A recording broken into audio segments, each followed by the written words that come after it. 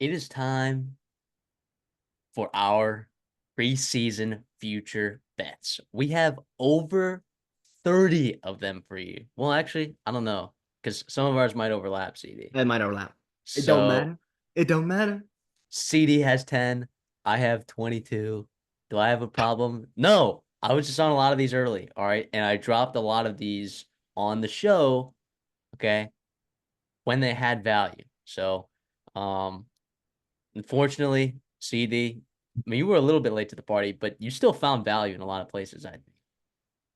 And also, Yeah, this was the I, same thing that happened last year, and we finished about the same in terms of return on our investments. We returned about the same.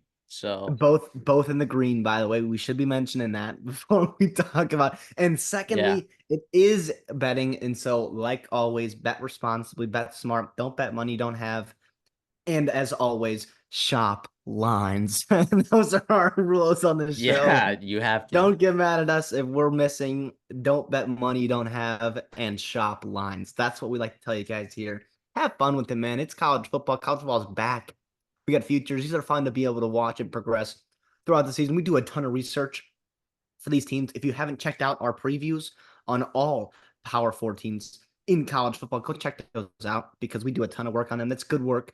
We feel really good about, and that's where we get these locks from. So obviously, give us a like, give us a subscribe if you do like the video and like the content.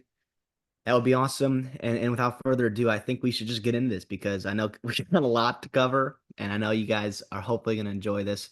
It's a little change up from what we typically do, but we do like to talk betting here because it is sports and it is a growing field in college football. And it's something that you and I both do. But the thing is, there's three ways that you can get an edge in sports betting. All right, for people that maybe aren't so familiar, there's an information edge, right, which is like you've done more research than 98, 99% of the market, all right, and you're able to Injuries. get that done. Injuries, that's coaching staffs, that's dynamics of schedules, that's momentum. Like you just have more information than 98% of the market, right? There's a statistical edge, which is, you use your numbers to create your own odds, which, some of that is done on the show, not a whole lot though, not very effectively. And a market edge, right? Finding value and discrepancies in the market. That is something that we do on this show occasionally as well. So those three ways, you're going to see mostly an informational edge on this show because CD and I have traditionally outperformed the market when it comes to college football. So that's just what it is. Hopefully, you guys And can enjoy the ride. there's one more edge I gotta add. It's your gut, man. Bet with your gut. Oh, Like it is bet with your gut. That's a terrible idea, but sometimes it's it's right, and sometimes you gotta let it feast. Sometimes you gotta let it feast. yeah, it's a terrible edge. But anyways, let's just get into it. And I'm gonna start, and I'm gonna just give my win to. I'm gonna give two for CDs every one, right? And if one of ours overlaps, then we'll just agree in conjunction, right? And then move on, and we'll go until we're out of picks. This is gonna include win totals. This is gonna include conference champions, and then an interesting two college football playoff bets that I have. I don't think CD has anything for the college football playoffs or national championship, and I don't either. Last year I had Michigan. That was my future that I laid out on the show, and wow, I also got it at plus 1025, and it dropped to like plus 700 by the season. So that's why you listen to the show too.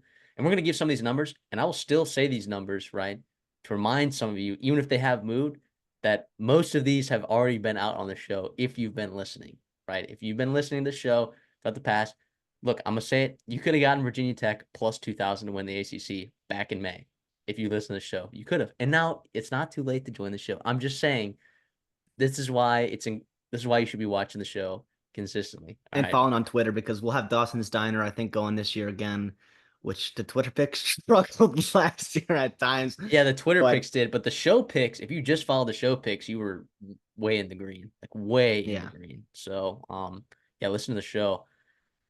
So I'll start. We'll start in win totals. I'm gonna go. Look, Iowa over 8.5. This number is not at plus 160 anymore. But when we did the show last time, if you listen to our Iowa preview, I gave this pick out over 8.5 at plus 160. I thought that's significant value.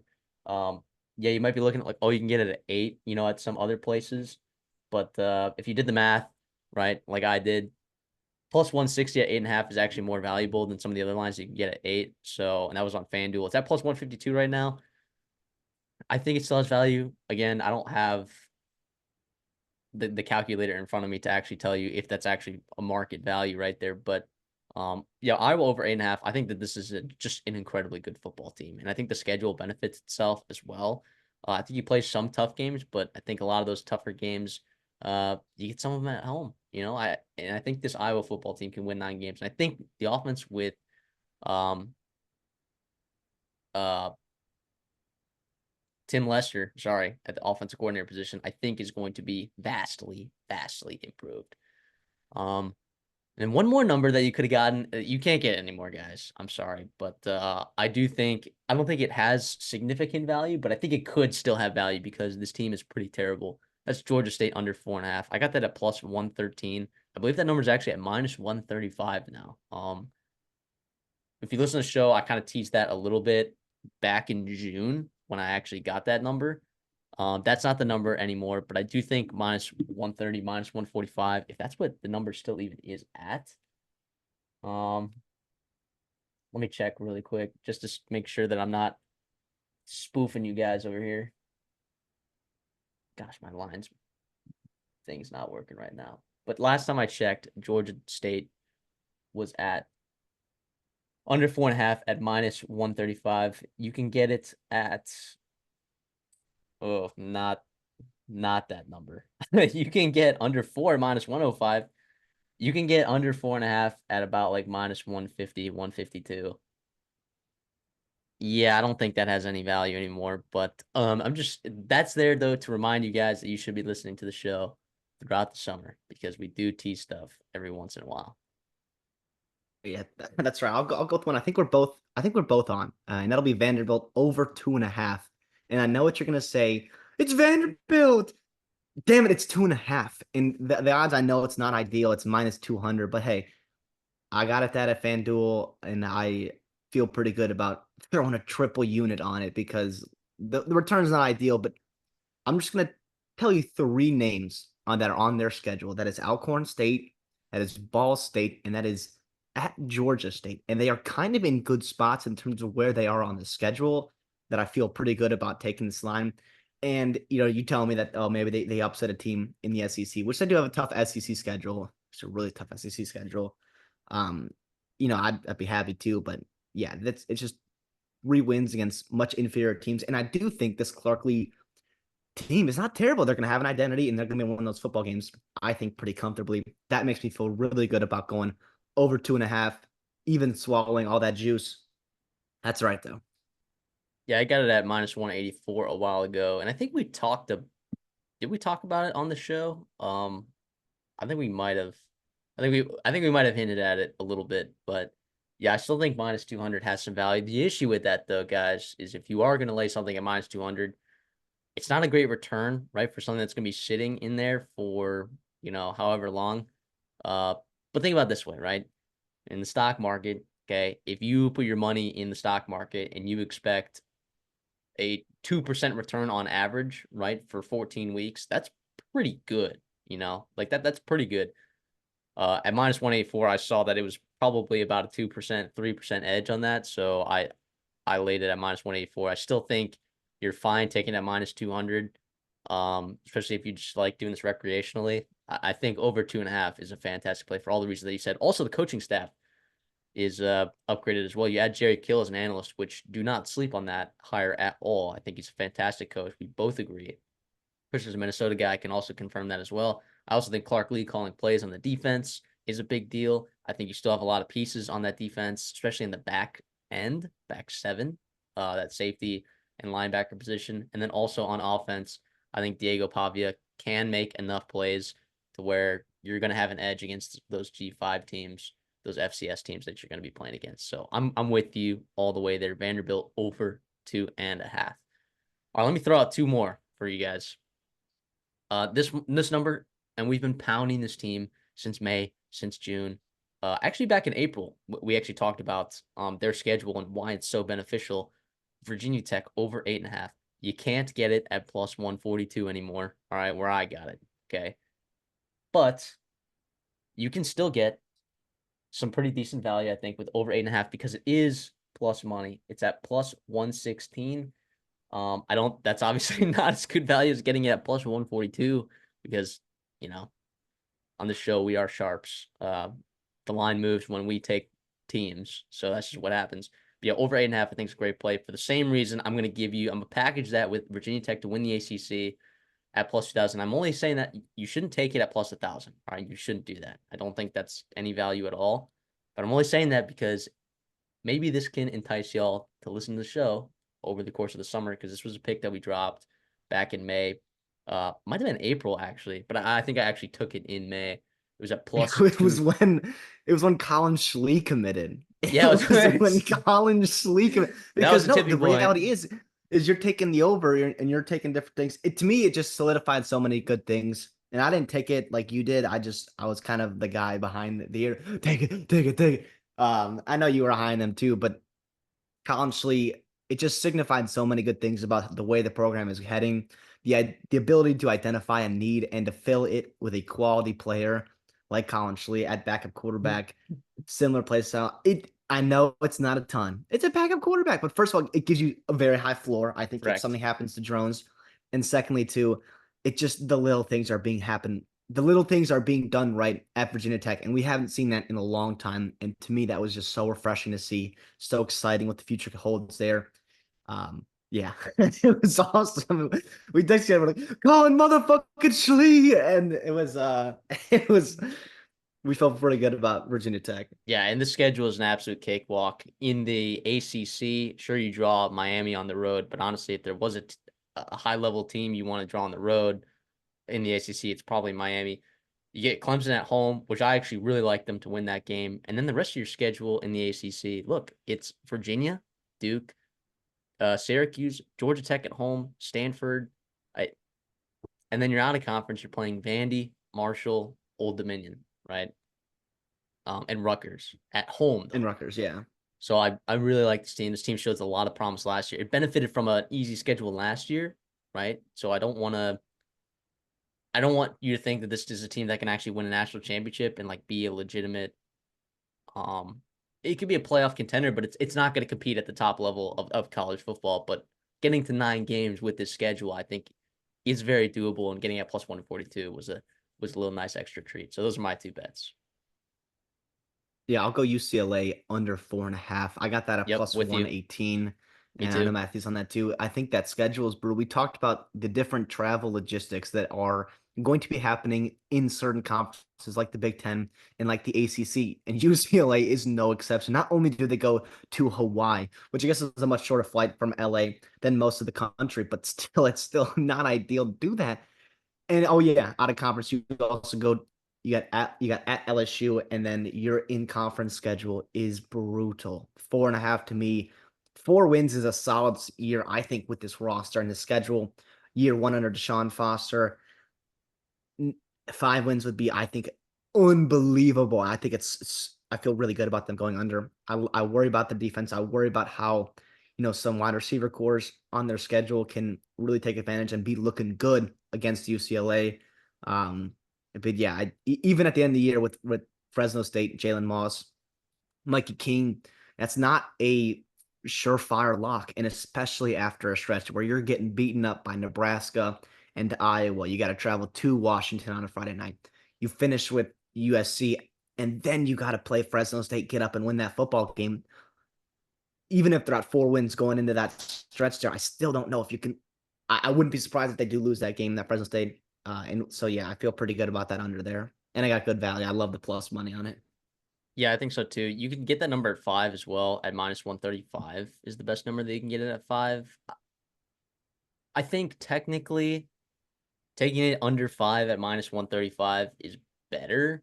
However, um, I, I feel I'm I strongly convicted about this team yeah, in terms of I'll take the extra money yeah. or with the odds with the I know you're plus losing money. some edge there, but I also took it at 4.5 at plus 118 as well.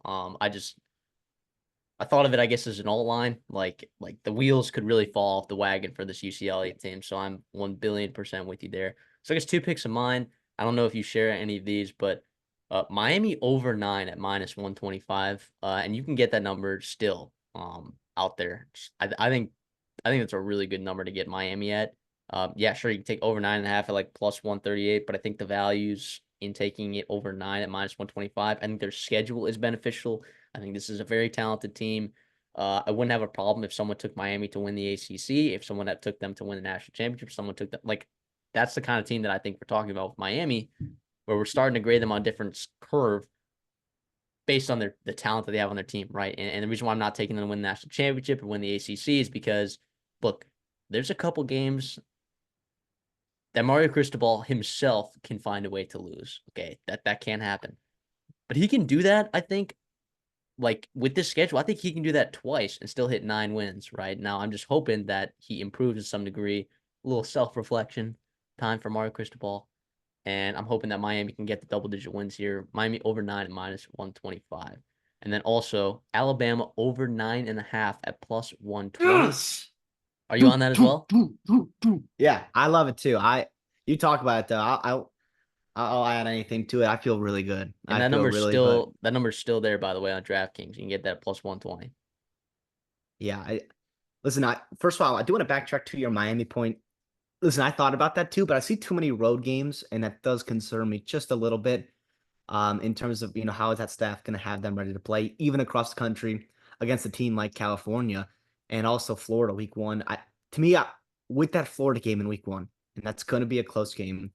I almost feel better about just taking Miami to win the ACC at plus 425 and getting some value there instead of having them count week in and week out, because I do think this is like a go home, go big or go home type team and coaching staff, where I do think if things click, it's the most talented team in the ACC, right? I think we can all agree on that, which is crazy. And it's just about is it clicks. If it clicks, I think it clicks in a big way, and that's where I would go. I'm not betting that just because I can't do that with Farm Crystal Ball yet. But with Alabama, let's go, baby. I mean, what's not to like? The secondary. Oh wait, you got a stud freshman, Xavier Brown, who's coming in and lighting things up, and also in a really, really experienced and veteran and fun playmaking safety group that you can do a lot of things with. That I think can also take some of the stress off of your cornerbacks. I'm all in it. I am all in. I think you're going to find some pass rushers emerge, and it sounds like they are in fall camp. To me, that gave me the confidence to go over. And this was a late ad I added just about a week ago because of those fall camp rumors. I wanted to hear it, I wanted to see it, and I did. And now I'll go over. All right, so then that's two for me. I know you had one, or do you want me to just go another two? Or Yeah, just go another two. okay, I'll take Duke under 5.5, and I know that line opened at 6.5, and gosh, I'm kicking myself for not taking it when I did. I'm way late to the party. At least I'm not terribly late because you can't get the number that I got it at, but uh, I got it at minus 163. I think. I mean this is a really nice play. I think I understand that you lose some of that edge that you had when it was at 6.5 and when it was at minus 163, but I think at minus 172 that's not terrible. Um, I do think that this Duke team is terrible. All right, if you watch our Duke previews, I mean that offensive line is horrible, and it has a chance to Yeah. completely fall off the wagon. So we've seen with some teams, yeah, particularly some teams in the ACC that can really hit your floor when your offensive line is banged up and it's not very good. I also think their defensive line was rated when you're not strong on either side of the line of scrimmage. I do think that they have some winnable games on their schedule, but when you're out of conference, you're going to Northwestern. I think Northwestern wins that football game. And when I'm not confident that Duke can go on the road and beat Northwestern, there's no way that this Duke team is making a bowl game in my eyes. So I'm gonna take Duke under 5.5 minus 163. I'm also going to take James Madison over 8 minus 130, and that's not the last you're going to see of James Madison on this show either. James Mm-hmm. Madison over 8 at minus 130, I think is a great play. This schedule is so easy. I know that there's a huge coaching change. I know you lose some of the top end talent on this James Madison team, but don't get confused. This James Madison team is still talented. Okay, and I thought Yeah. James Madison over 8 at minus 130. I thought had really good value. I think that's still there. Yeah, you can still get that on DraftKings, believe it or not. So I took that a while ago, so I'm glad that that line is still there for y'all. So y'all y'all can hop on that if you want. I think there's pretty significant value there. Yeah, I wanted to take that so bad. I did kind of stray away from taking overs with the new coaching status. I know you can find some edges sometimes and I love that you do that. But I'm not going to be riding with you on that. I'll go Rutgers over 6.5 at 100. That's where I took that. There's over 6 on DraftKings. I just feel really good about the schedule where I don't care. We talked about earlier, like we kind of feel like an outline. I'll just take a little bit more, value in terms of what you can do. Uh, um, listen, that schedule games, even between poor quarterback play. What's not to like, man? What's not to like about Greg Schiano? We'll see how that offense turns out, but I think that defense gives them such a floor with this schedule, this Big Ten West schedule, that I see, 7, 8, potentially 9 wins on this schedule. Yeah, and I think if you're stingy about it, probably if you want to have more of a market edge, taking it at 6 at -150 is probably the right play. But same thing with UCLA. If JD, if you feel strongly convicted about win totals, I mean, you murdered the win totals last year. So Yeah. I'm a, I'm a ride. I'm not riding with you on that pick, but I'll trust you taking less juice there for that number. Um, yeah, I like that pick as well. And we joked about possibly taking Rutgers to win the Big Ten at like plus maybe 9 billion, which would be really funny. And look, if that happens, if they make it the Big Ten championship, are we going to take credit for that on the show? Absolutely. Oh Absolutely, we're yeah. going to take credit for that. Even though neither of us bet it, we're going to absolutely take credit for that. Uh, but yeah, we're not going to recommend that you do that. But yeah, I like the over that you have there. Um, yeah, here's the next one that I'm going to drop. That involves James Madison. James Madison to win the Sun Belt. I got it at plus 850. I don't know. I'm gonna have to double check to see where you can actually find that number now. Okay, you can get plus 800. You can get plus 800. That I think is still pretty decent. That's at bet 365. If you're getting it at plus 800, I feel pretty good about that as well. Yeah, just cakewalk schedule. You have one game. It's against App State. Okay, and App State is a really good football team. That's going to determine basically the outcome of your season, right? Because you're playing in the same division. Okay. Um, but with that schedule, I don't think James Madison is going to suffer as much attrition as Appalachian State. I think James Madison has a chance, and if you're going to give me that game basically at plus 850, I'm gonna take it. Not gonna lie, because look, when we look at the schedule right here, you're looking at James Madison in conference. I'm not talking about when they play UNC on the road there, and of course they play App State on the road, which is very challenging. But again, Louisiana Monroe, Coastal Carolina at home, Georgia Southern, who's not good, Southern Miss, who's not good, Georgia State, we already mentioned, is not good, Old Dominion is not good, and Marshall's not good. You're playing some bottom feeder teams in the Sun Belt there. And by the way, App State, sure, they could beat James Madison, but some of these other conference games that they're playing, like Louisiana on the road, Coastal Carolina on the road, if they lose those two games, then South Alabama, right, with the new coaching staff there, possibly a pretty decent offense. If they lose two of those games, then all James Madison has to do is just not lose another game named App State, which I think they can do. Again, a little bit of a talent drop off there, but I believe in the new coaching staff there, and I believe that the schedule is pretty terrible. And I think they can beat North Carolina, by the way, too. I don't know if I already said that, but so I'm a ride with James Madison to win the Sun Belt at plus 850. Going back to win totals. South Carolina over 5.5 at -101. Absolutely. I love this play a lot. I think it's a very tough schedule, and that's why this is a 7-8 win team that has a 5.5 game schedule, right? It's tough, and it's tough every year for South Carolina when you're playing Clemson and you're out of conference game, right? I do think that this team on both sides of the line of scrimmage are going to get better. I think the defensive line, particularly, is really good. I think the offensive line, you had 11 injuries at some point to this offensive line last year. 11 injuries. Okay. You can still get this number at -115. I still think it's okay value, right? It's still kind of a little risky play. You're kind of projecting this offensive line to get better. You also were starting two true freshmen last year that are going to be starting, and you like that. You like the depth more at the offensive line position too. The wide receiver room, I love. I know you lose Juice Wells and Xavier Legette, but I still think those pieces in there are really good. Um, I think Brown and I think uh Larvadain, Levitan, or however you say that name. I think both of those guys are really good pieces in there. I think Nick Harbor's really good. I think that secondary is okay, but it's highlighted also by a really good linebacking core that's very experienced, um, and very talented. So I think this is a very talented team, and I believe in Lenore Sellers. I really do. I believe what the staff is saying. I believe that they're going to use him in the run game. I believe he's a beefy kid. I think he's going to be durable. Yeah, I really like this over, and I don't think a ton of people are going to agree with that opinion necessarily. And some of you might watch this might be like, "Oh no, I already bet the under." Well, that's too damn bad. All right, South Carolina over 5.5. I got it at -101, but I think 115, 114 is still okay. Yeah, I'm gonna stick in the Big Ten. This is my last win total or my last my bet there. I'm gonna go Purdue conference wins under 2.5. I think we're both on this one. This is at +130. I feel really, really strongly about this as well. To me, I look at that schedule and I don't see a conference win until November.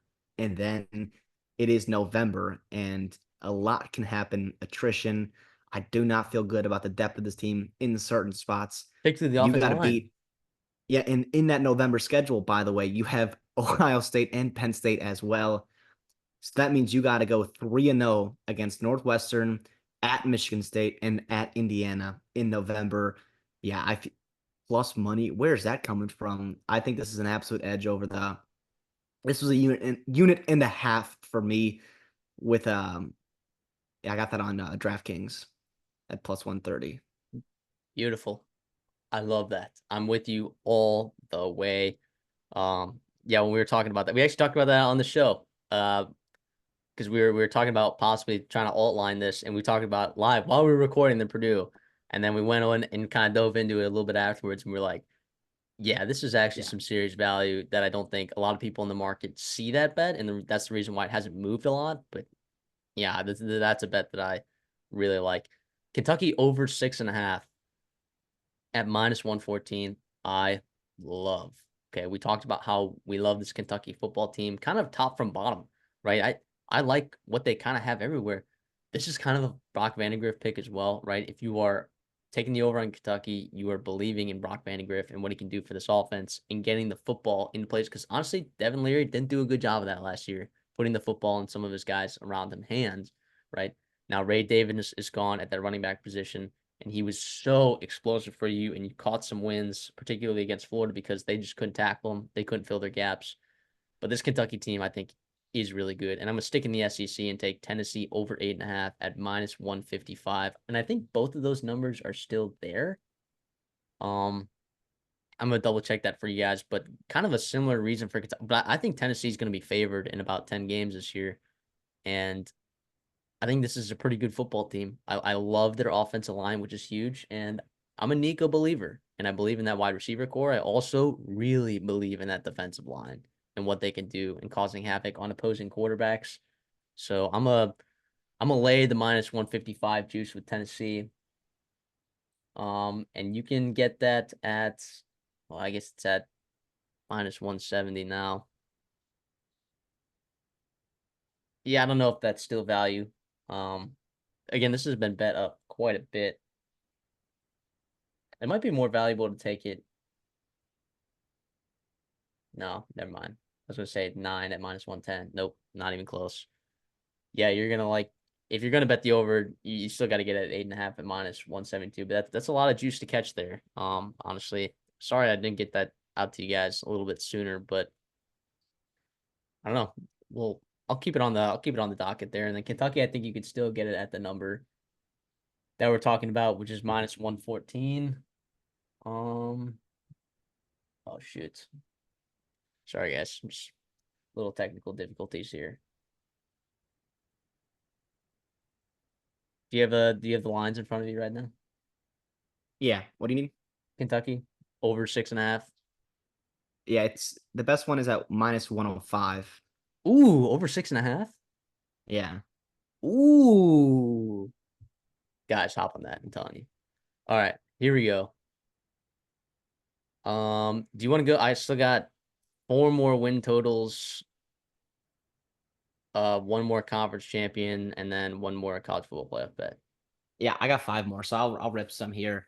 Uh, I'm gonna go California over. I took it at over 6.5. If you watched our preview on California, you saw a little uh-oh moment there.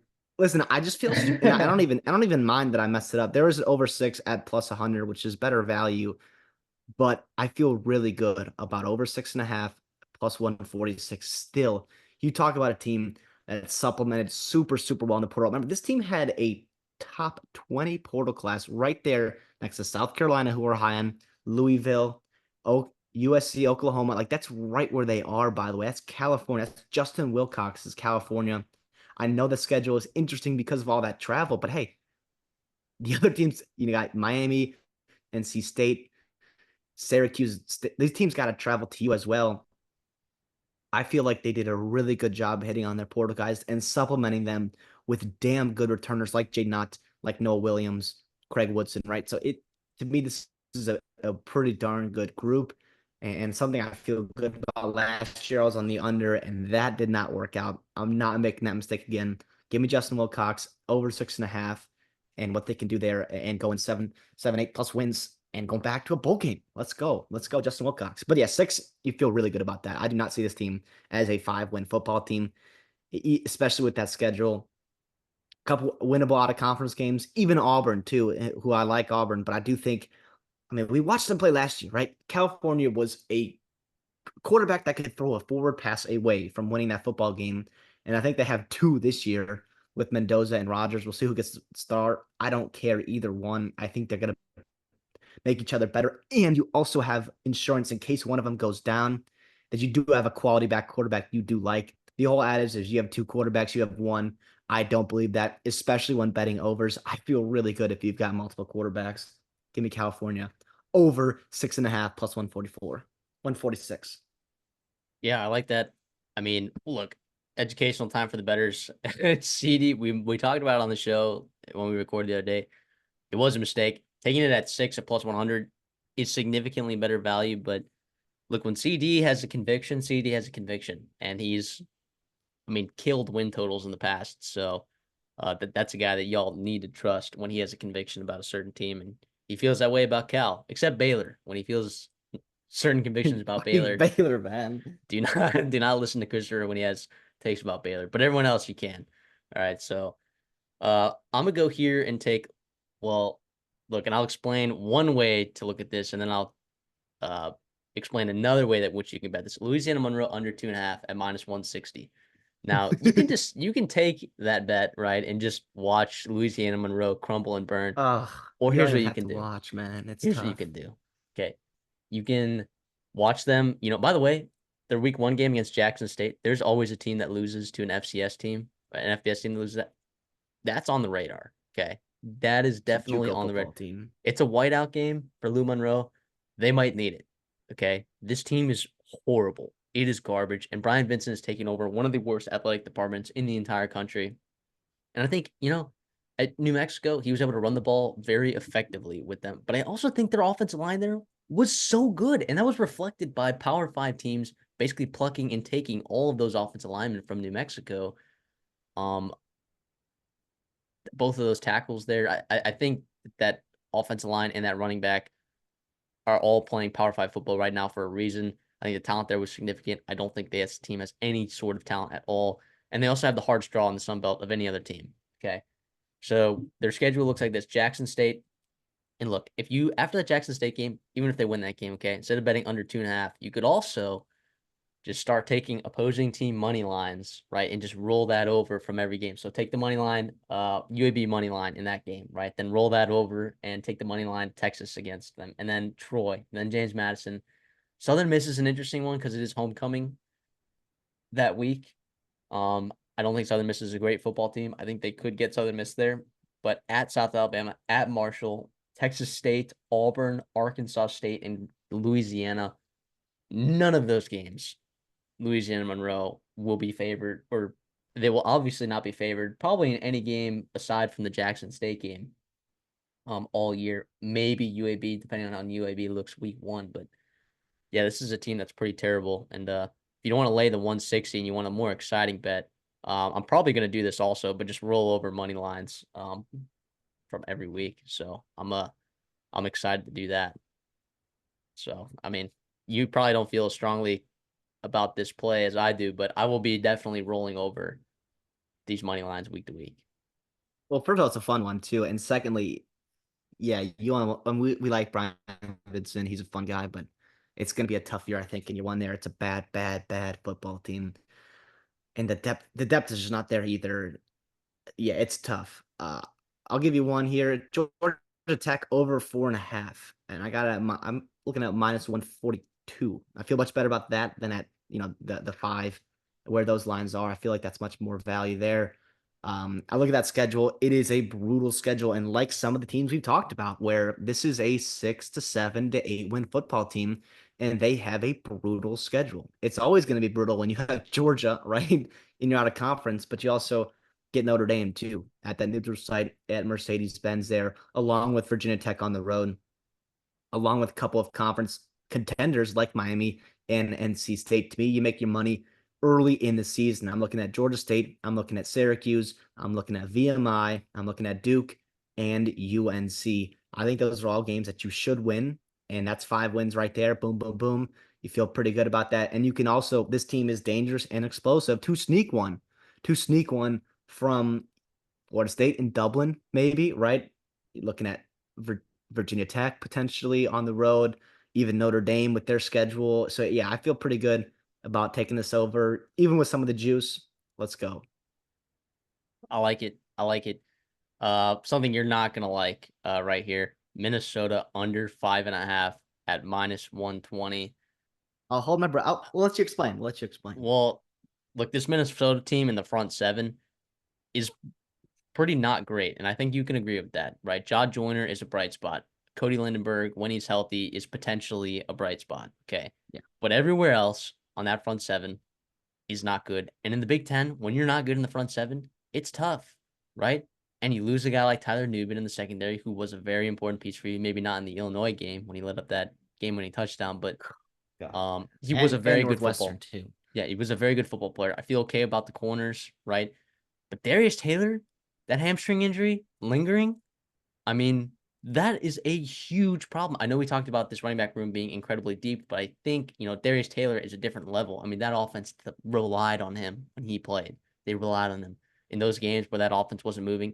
It was very dependent on him. And also Max Brosmer, let's call him check down Charlie. Okay, Darius Taylor was a wide receiver in high school. That plays a factor, I think, and that receiving game that Darius Taylor adds to that dimension. I think Daniel Jackson's a fantastic player, but he was also banged up this fall.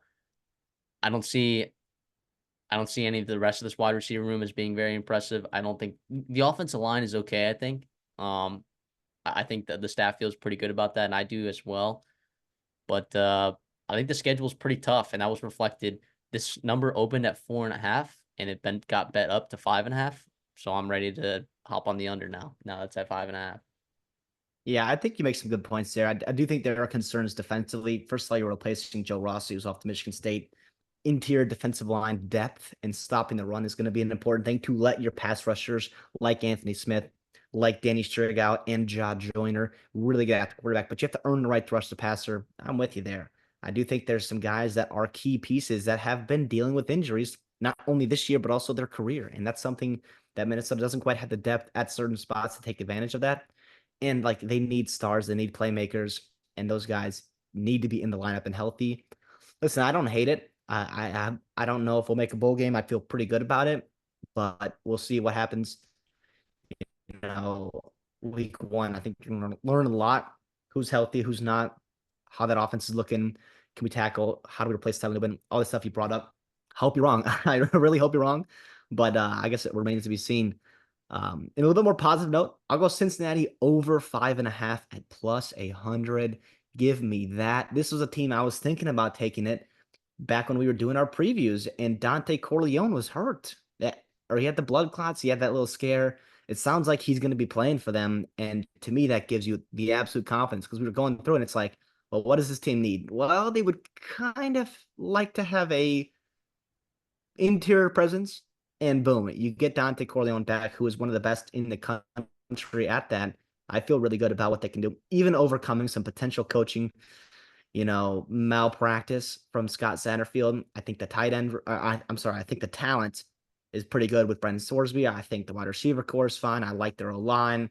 Defensively, they got some pieces as well. And it's a Big 12 where you look at their schedule, you feel pretty good about it. And also, it's just about you open with a ton of super winnable football games where you should be 4-0. And then it's about winning a couple games in a very, very even Big 12 where you get Arizona State, you get Colorado, you get TCU, Iowa State. There's a lot of winnable football games on that schedule. After that, I feel pretty good about starting hot and then also just closing with a couple wins and feel pretty good about getting 6 wins and going to a bowl game. Yeah, that number's still there. So, yeah, I like that play a lot. I'm not. I'm worried about Scott Satterfield. That's same reason why you probably didn't bet on Miami is some reason why I'm not betting on Cincinnati. But I like the Cincinnati team in our previews. I said that they're more likely to make a bowl game than to not make a bowl game. It's not enough for me to lay some cash on it, right? So I'm with you on that being the. I think you're on the right side. I think you're on the right side of that.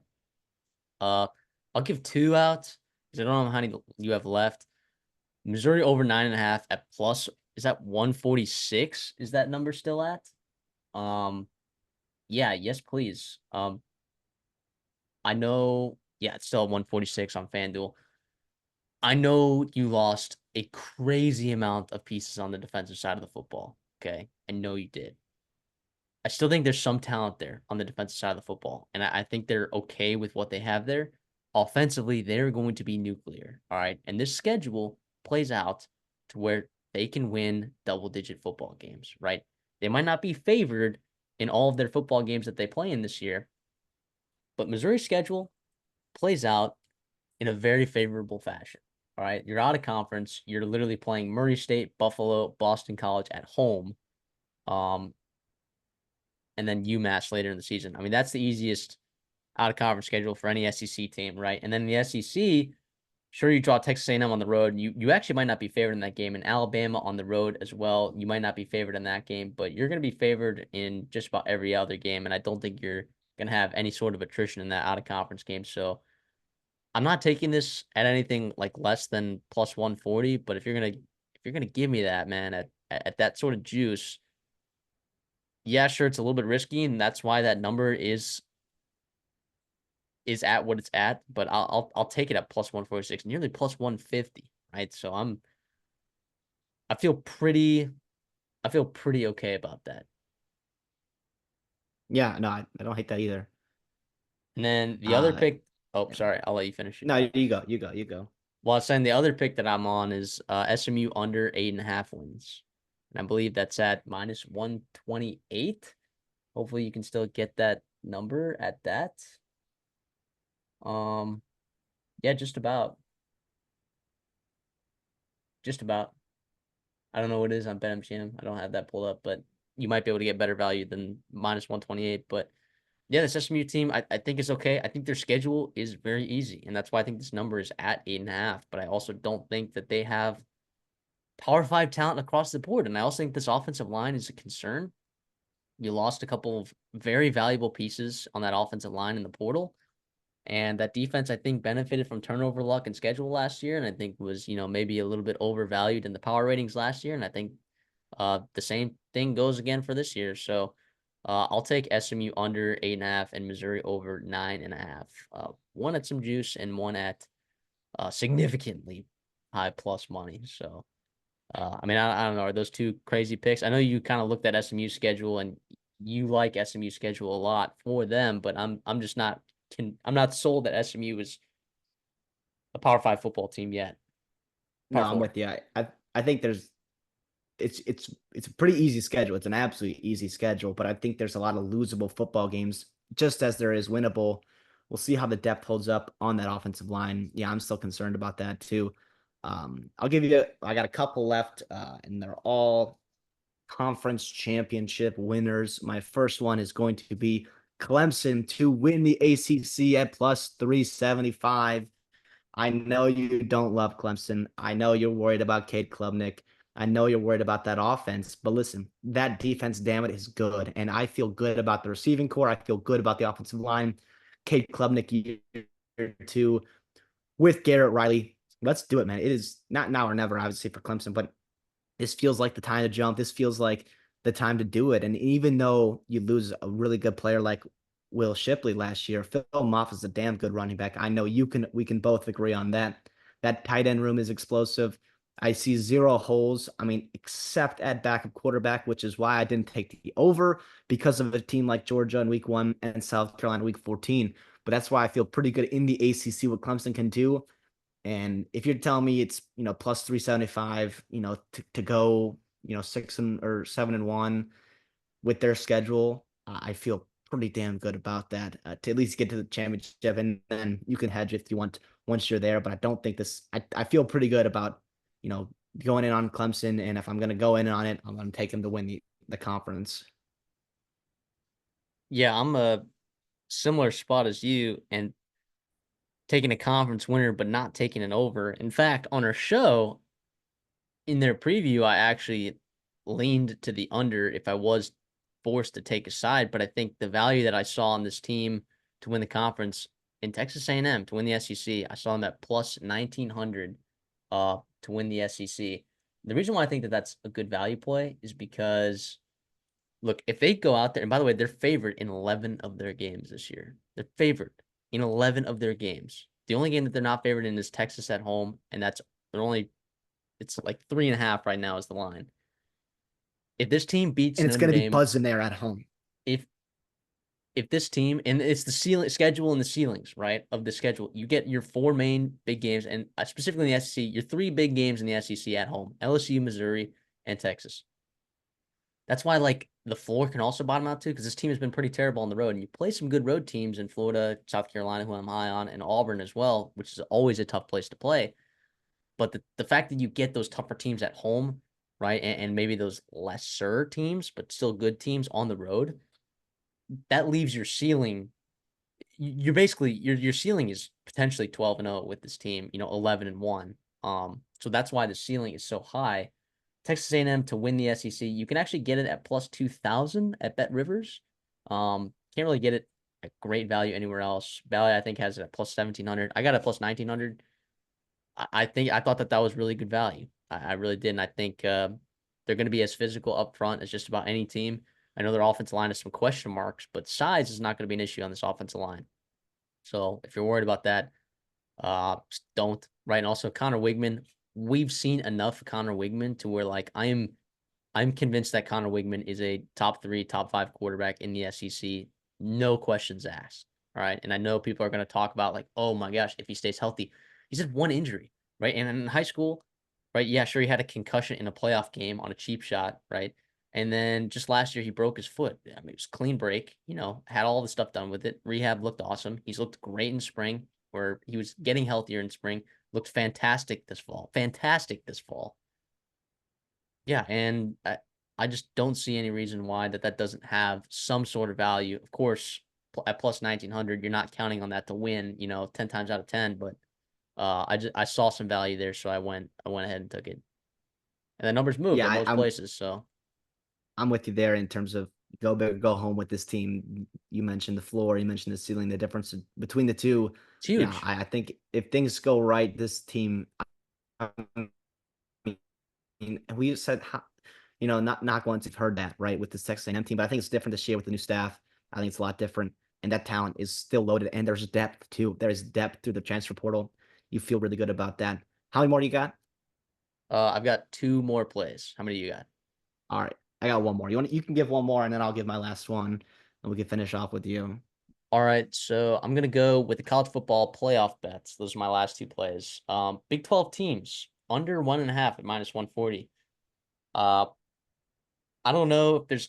I couldn't check a ton of books that had that number. I didn't have a lot of time when I was out of state to make that play, but I saw it at minus 140. I thought that was pretty decent, and I went ahead and took it. So if people out there, if you can find a number that's better than minus 140, I'm sure there's one out there. I would say go ahead and that's a pretty solid one. I think Utah is the only team in the Big 12 that is a legitimate at large potential bid. But even Utah, like their schedule is pretty, pretty dang easy. So And look, Utah's the only team that ranks right now preseason top 12. And, obviously preseason rankings, take them with a grain of salt. I mean, some of those media people that are voting don't even know head coaches of any of these teams that they're putting in the top 25. But I don't think there's going to be more than one team from the Big 12, and I think it's going to be the winner of that Big 12 championship game that gets in to the playoffs. I'm not as high on Kansas State as some other people are. I'm decently high on the ceiling of Oklahoma State, but I don't see them consistently making the college football playoffs. I'm sure I don't put Texas Tech in that category. TCU. I think Utah is the only team that could. I think that's your playoff team from the Big 12. I'm with you. Yeah, I like that. But I'm actually going to go a different Big 12 champion. I'm going to go Kansas to win the Big 12 championship at plus 1100.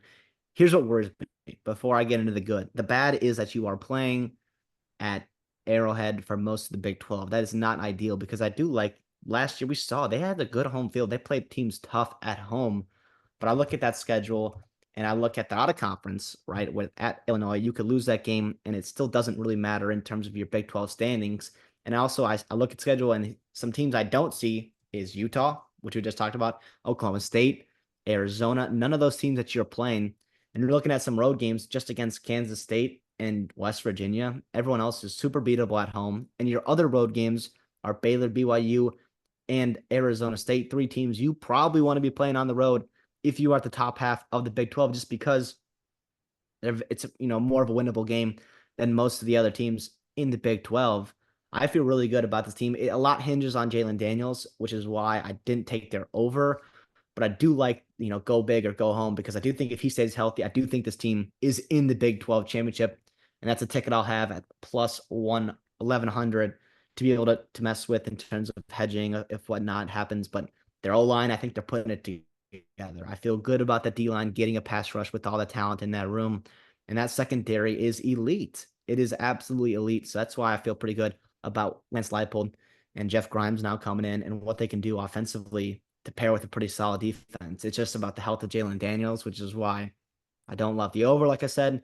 But if you're giving me 1100 and with this team, it's the sixth best odds in the Big 12. There's no way that you're telling me that UCF, who I like, Iowa State, who I like, and even Oklahoma State, who I like, are just ahead of them. I just don't see it. With this schedule, with the talent on this roster, I feel really good about Kansas and what they can do this year. Obviously, if Daniel stays healthy, but yeah. Yeah, and unfortunately, my next bet, I think if your bet hits, I don't think this one will hit. But uh, last bet of the day, it's a little CF parlay, and it's going to be Georgia, Oregon, Ohio State, and Utah to make the college football playoffs at plus 420. I do not see a scenario, even if all Georgia, Oregon, and Ohio State, even if they lose their starting quarterbacks, I think that all of them can still make the playoffs. And I think those three are kind of locks, and it's reflected in the odds.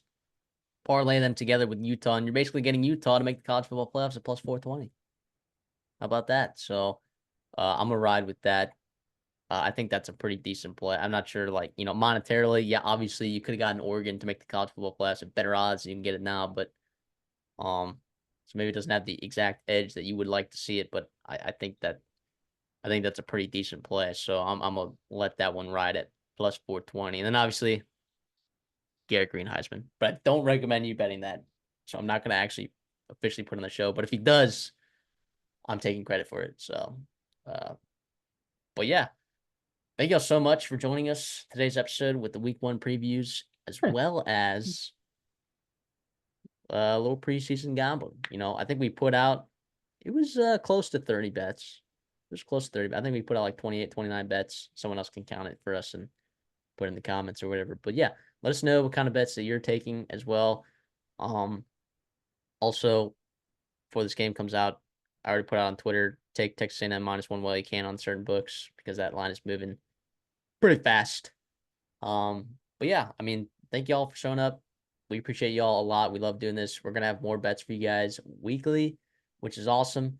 And we might have let us know if you'd like, kind of a mid-season episode, kind of summarizing where we're at with some of these bets and see where we sit, where we stand. I mean, some of these bets may have already hit, may have already lost by that point. So could be pretty interesting. But yeah, thank you guys so much. CD, you got anything for us on the way out?